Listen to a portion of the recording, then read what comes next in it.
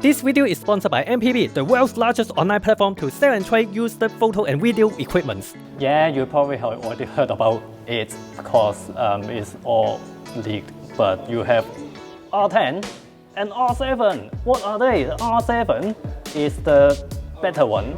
There's the better APS-C, and the R10 is the more affordable, more entry-level APS-C size R. It's not RF. It's R. What's it? Forgot.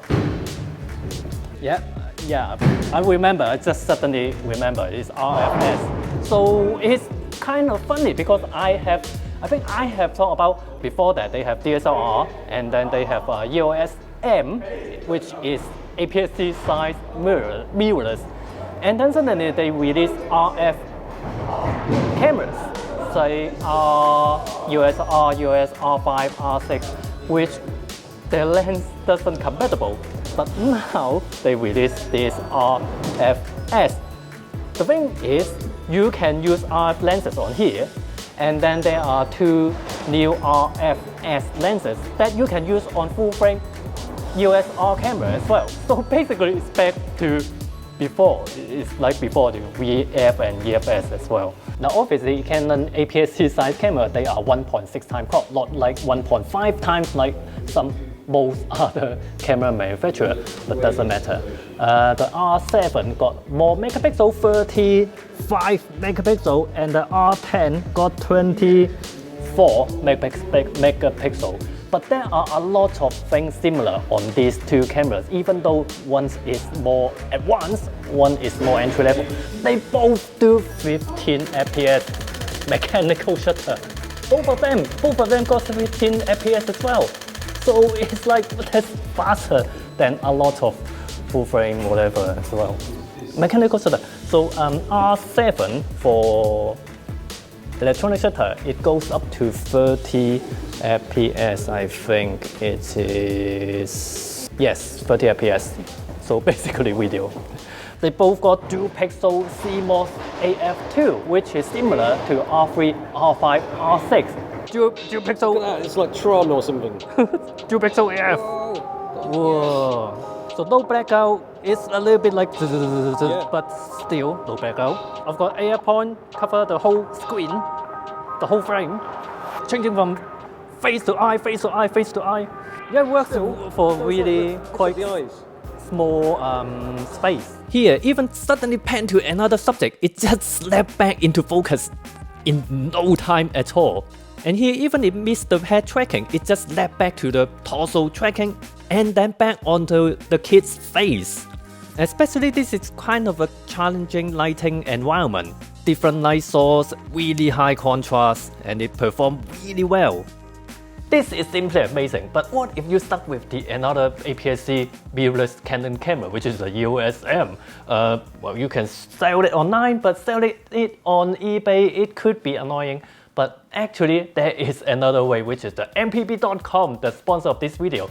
It doesn't have to be camera as well. I just sold my Raw Video My Pro Plus on MPB.com. Get instant quote. Just in 10 seconds, it gives you a quote. If you're happy with it, set up the shipping.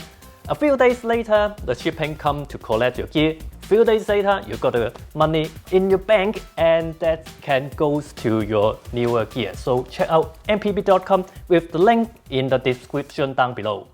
But there are differences. The R7 is the bigger brother. It's got a really good grip. It's not heavy at all. It's actually quite light. But the R10 is lighter. Well, kind of obviously, it's smaller. It's lighter than those DSLR, APS-C size DSLR. When I hold it, when I pick it up, it's like, have I put in battery? Is this slipping inside? But of course, this is what's good about mirrorless camera. And now you finally have it. APS-C size, Canon. Well, you have it before, EOS M, but still. The R10 is smaller. It still feels like Canon entry-level APS-C DSLR. It really feels like it, and it's just really.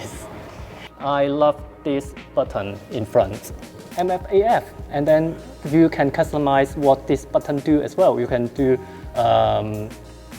shallow depth of field preview, R10 have it as well, which is kind of funny. I mean, the other brand, the N brand, the N got this kind of button as well on this side. Actually, the N brand actually taking it away, but C brand putting it back. Good thing, I love it. I have to say, I love this. Now the R10, because it's more entry level, the SD card is here. You have to put SD card in here, and then this battery, our same battery as 850D. So this is great as well. You can use the same battery from your DSLR. So this is great for upgrading. And then especially this one, it used the LPE6. Obviously, this is a newer one that you can charge with USB-C. R7 got dual card slot, dual SD card. Oh, almost forgot. The R10 got a pop-up flash. Remember those? Pop-up flash. But then the horseshoe, both cameras got the new multi-function horseshoe. R10, pretty simple. You got the remote control, you got the USB. No, this is not the mic input. And then micro HDMI and then USB-C. Of course, R7 got more stuff. Still micro HDMI.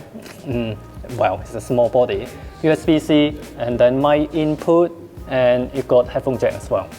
It got one more headphone jack. Actually, these two ports, the mic and headphone, actually the screen, it won't block the screen rotating, which is great. So top the on-off button, you can switch to just on, which obviously on means photo, and then there's a video mode. I love this a lot. It's so quick. You just there's not another button to change to still or video. It's just here. For now, I think this switch feels a bit too light, but it's just my first impression. I mean, sometimes when you use it, I mean, like this thumb rest actually sticking out. So maybe you won't really just accidentally lock this button. It's just my first feeling of this. And now, this is really funny. This, I mean, not funny, it's really interesting. Because they moved this wheel up here. So, I mean, long-term rival. I mean, people who don't like Canon cameras, they always talk about, oh, the wheel is down there. Why is it down there? Now it's up here. And they incorporate this joystick on here as well. So you don't have to go to another place. You don't have to move your thumb that much to use the joystick. You don't have to go to a separate video mode and then choose the AV or PASM in the menu. You just switch to video mode and then pick your mode here. And then all the setting is separate from the still mode as well. Video mode, you got 4K, obviously. So 4K 50, you have to use not 4K fine, it's 4K. 4K 60 actually full width of the sensor. There's no crop at all, and it is 7K over sample.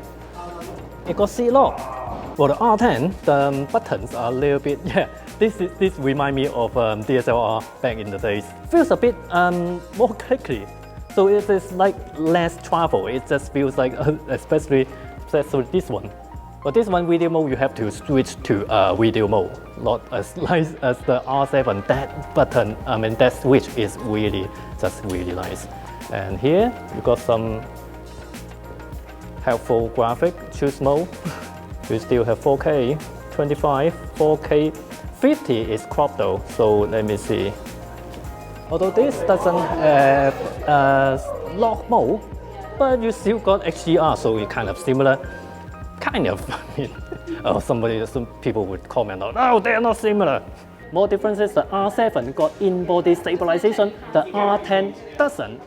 But I think it doesn't matter too much. Canon in-lens stabilization always really good, but of course, in-body stabilization make it even better. Up to 8 stop. So the R7 got in-body stabilization up to 8 stop. How's it doing? Good. Hard to say. You're not shaking, are you? Hard to say in this small screen, but I have to look at it back in the computer. looks alright here. I mean, hard to say. A little bit faster. It looks really stable here. So I've had the input stabilization on with the lens OIS. I don't have any digital stabilization turns on. And the input stabilization even have auto leveling. So now it's normal. Auto leveling is off. So yeah, it's not. For example, you're shooting video, just like me shooting by myself. I accidentally get the level off a little bit. It's just annoying. Just slightly off. Auto leveling engage. So if I tilt it a bit, it tilts it back. Tilt it a bit, it tilts it back. Look. Seriously, ever since Canon actually serious about mirrorless camera, they released the EOS R, EOS R5, R6, even EOS R5C, and then even a cinema camera. It's just natural that they would release an APS-C size EOS R, and this is it, R7, R10. But they are not just any whatever APS-C entry-level camera. Both of them got 15 FPS burst, 4K 2550, and the amazing dual pixel AF2. But of course, EOS M user would feel really different looking at the EOS M lenses collection.